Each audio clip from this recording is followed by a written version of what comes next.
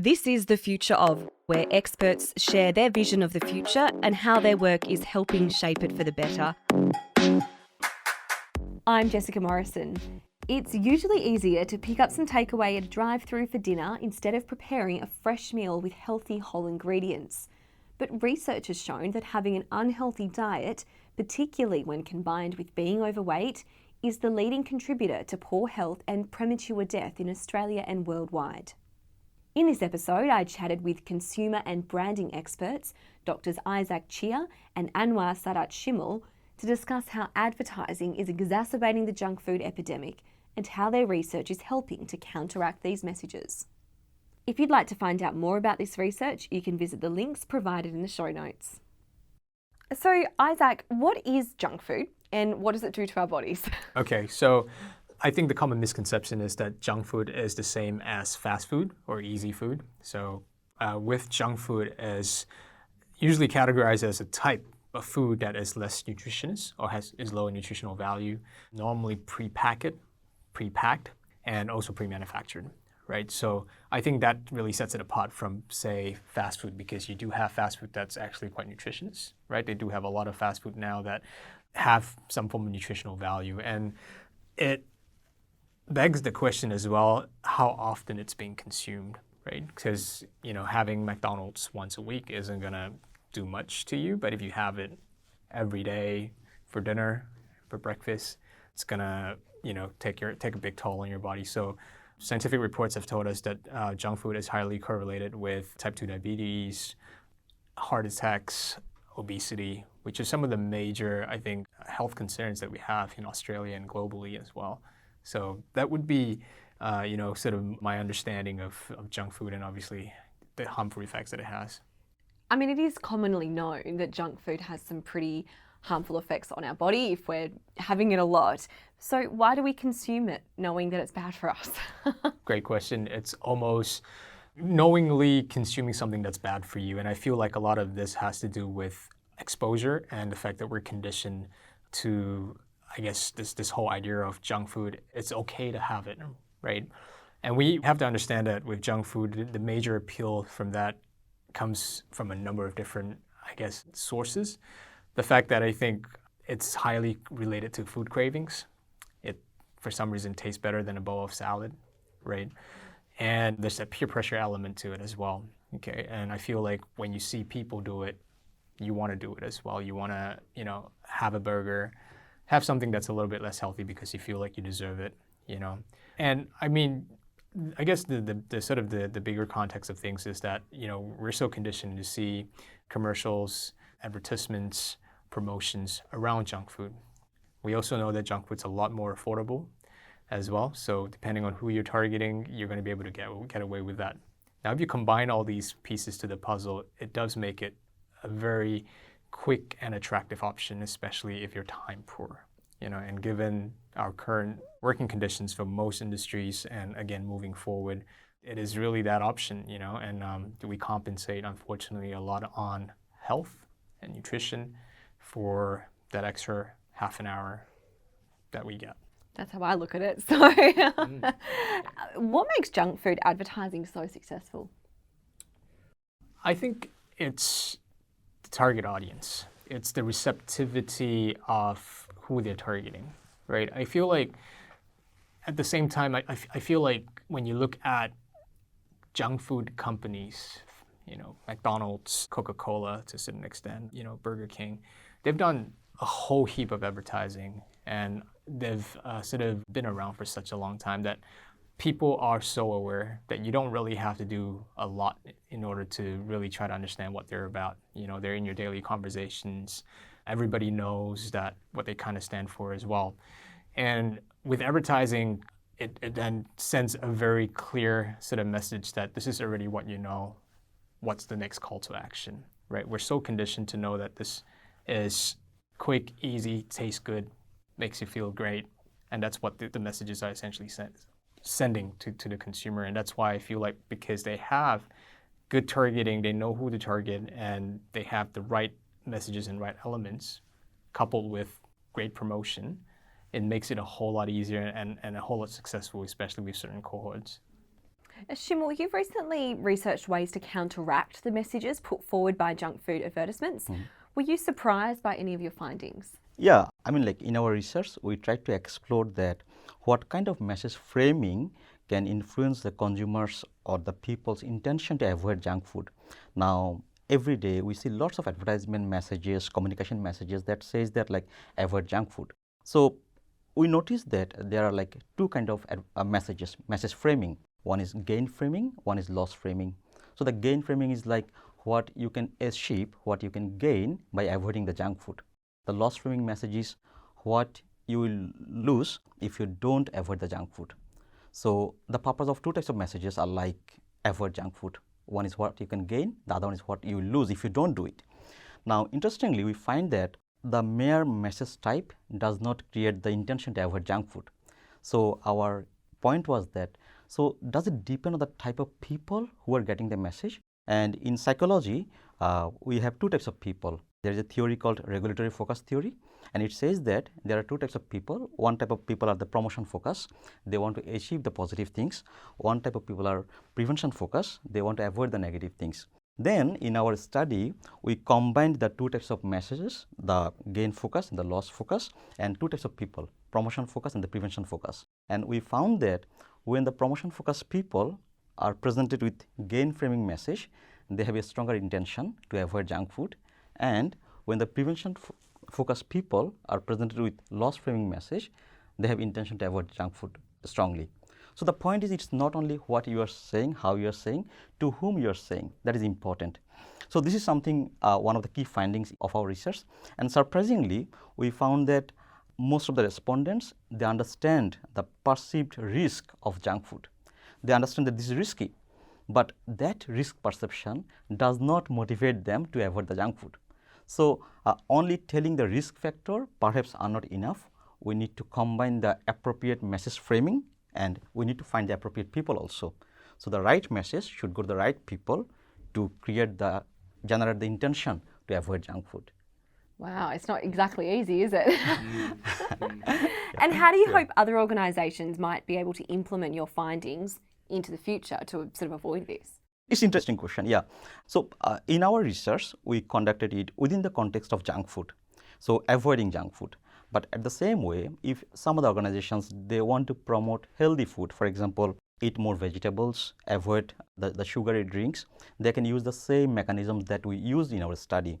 It can be for some other cause-related marketing. It could be for anti-smoking campaign. It could be for some donation charities. They can use the message framing, and they can find the people who are promotion focused and who are prevention focused, and they can combine the message appeal with the people's type.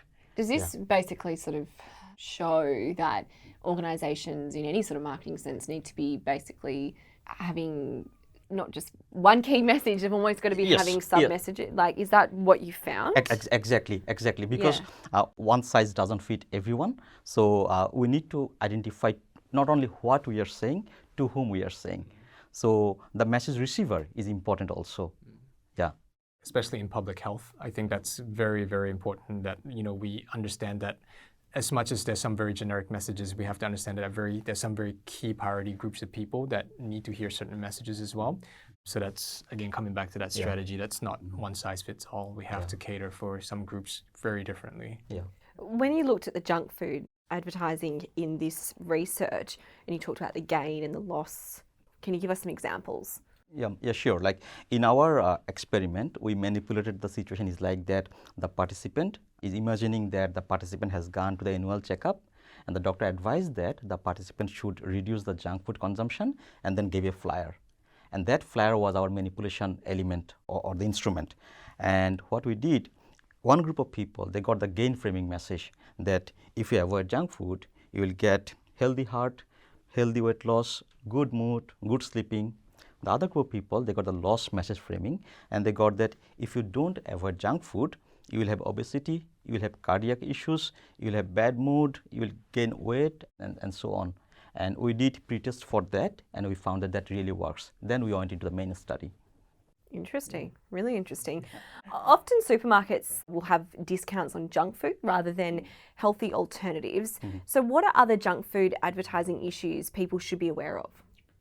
Yeah, that's really interesting. And what you said is true, that we see lots of advertisement, and we see that most of the discounts, promotions are on the junk food. Now, within the context of the food area, the fact is that the consumers are not cash poor, they're time poor.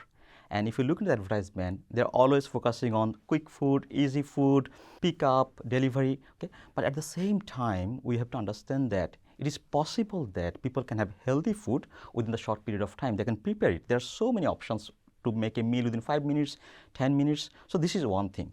But for the advertisement, I believe that one of the key challenges are the kids, because they are exposed to lots of advertisement and they are demanding, they are emotional, their cognitive procedure is not as strong as like we adults have. I have one little one, 7 years old. She comes from school, but recently I'm noticing that she's very picky with the like, oh, this is sugary drinks, I don't want to have this.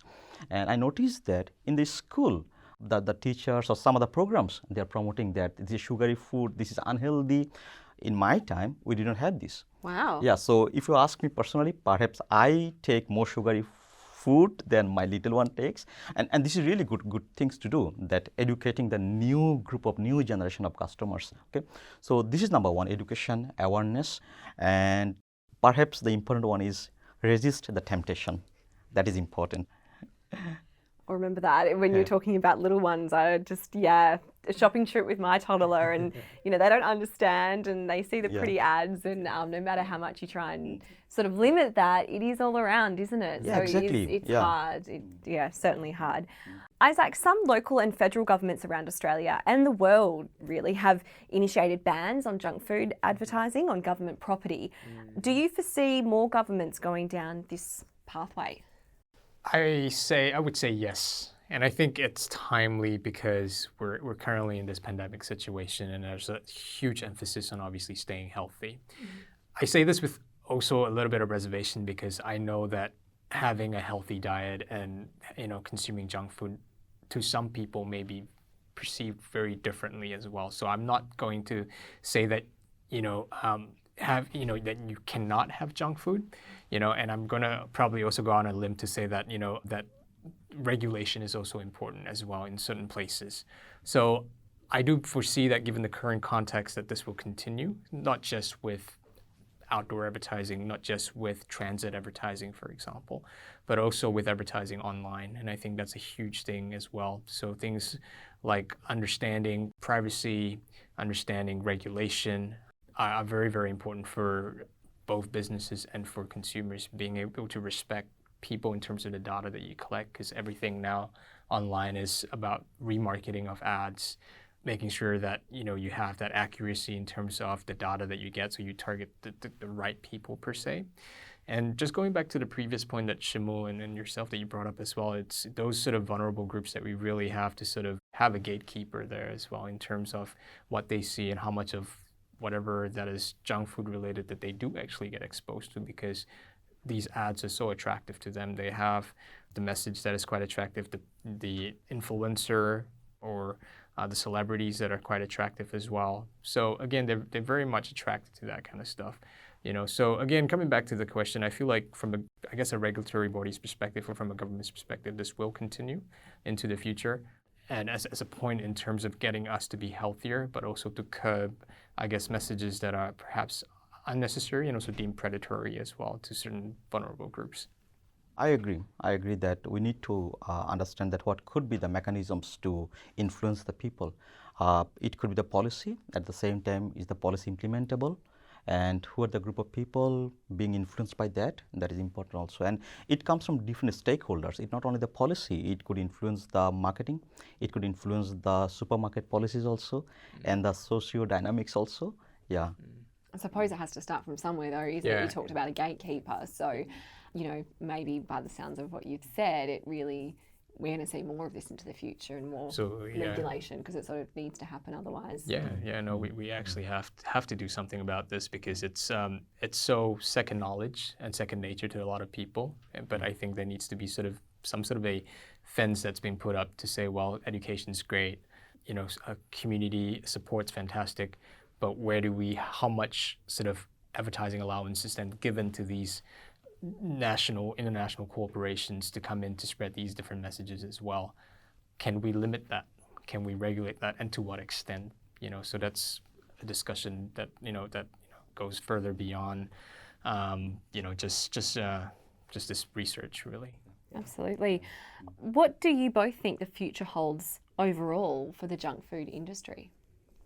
By looking into the current picture, it seems like the industry is growing, because only in Australia the current industry size is about like $21 billion, and the global market is expected to grow by 4.6% by 2027. Wow. And also, like over the last 1.5 years during the pandemic, we have noticed that a lot of people are ordering food, staying at home. Sometimes people feel that I'm not feeling well and not motivated. They order food from outside, and most of them are not the healthy choices. So within the current picture, we believe that maybe in short term it will grow. But if the communications program, awareness programs are really coming up, and I believe that after 10 years, the junk food consumption will go down. Okay. And also, like, there have been so many new ways of motivating people. One of our current research we are doing is mindful eating. That is, like, if you're eating something, are you mindful? Do you care about the nutrient value? How much you're eating? What you're eating? With whom you're eating? So that mindfulness is also one of the key mechanisms that could influence the future people. Again, the key point is policy. The key point is awareness. The key point is knowledge. And the key point is future. We have to think about the future. I completely agree. I kind of feel like in the short term, in the next 3 to 5 years, I think I think the perception of junk food in itself will sort of remain quite constant, in the sense that people kind of know what it is, and because of the fact that we're really time poor and we're going through this COVID period, and there's this new thing called COVID eating now. So what do you eat during the COVID time? We're obviously really lucky to be in Perth to avoid all these different lockdowns. But if we look at our fellow Australians over in the eastern states, it's tough. They're doing it tough, and usually in a lockdown type situations, you tend to go for very convenient stuff. And who knows? They do say junk food's great for when you're locked up and depressed and all that. So it's very sad, but it's kind of the way things are. And you have governments also saying, and industries saying, support, which is great. Obviously, we want to support those businesses. Absolutely. But yeah, like you said, people are eating out more than as a consequence. Not saying that supporting business isn't wonderful, but there's obviously that encouragement. Definitely that tug of war, but we do see in the long term that there could be a lot of different ramifications for the junk food industry. I mean, it's almost like they've fluctuated in terms of consumer sentiment around, do they think they're good? Do they think they're bad? So I think, but in the long term, we're also seeing a lot of other companies come up to sort of cater for this whole need of convenience, but also make sure that the guys that are buying from them, so meal prep kits and all that, that they're healthier options, basically. Yeah, I agree. Mm-hmm. And just to finish up, what inspired both of you to research in this particular area, in this field? Yeah, my research area is consumer behavior, and Dr. Isaac, his research is in communications. Then we thought that, like, how consumers behave in different aspects of consumption, and food is one of the big thing in the area now. And we thought that, okay, fine, there are lots of foods, lots of choices, but what is good, what is bad? At the same time, we wanted to do something that will have practical implications, that will have impact on the society, and that can be applied in practice. So we thought that let's go into the food area, healthy eating area. And in fact, before junk food, we did one research on red meat eating, the drivers and barriers in reducing the red meat consumption. And we have done on junk food, and our current project is on mindful eating. So this is kind of the motivations we had. Yeah, I mean, definitely. I think, it's definitely one of our research sort of areas, but also I feel like it's such a timely topic now to talk about, health, and especially in terms of how we're receiving health-related message or even ads, online and offline as well. And we also find that moving forward as well, this would have a lot of different implications on different stakeholders, different population groups, and so on. So that was something that, again, the whole practicality, again, dimensions that it came in, but again, being very, very timely and relevant. I think that's sort of what drove us to really take a sort of a dive into this literature and the research, and just to see, what sort of findings we get out of that. Yeah. We talked about practicality. We all need to eat. Yeah, and absolutely. Yeah. We all seem to be at some level influenced by the ads around us. So thank you both for coming in. It's been a really fascinating discussion, and really appreciate your time. You've been listening to The Future of, a podcast powered by Curtin University. If you've enjoyed this episode, please share it. And if you want to hear from more experts, stay up to date by subscribing to us on your favourite podcast app. Bye for now.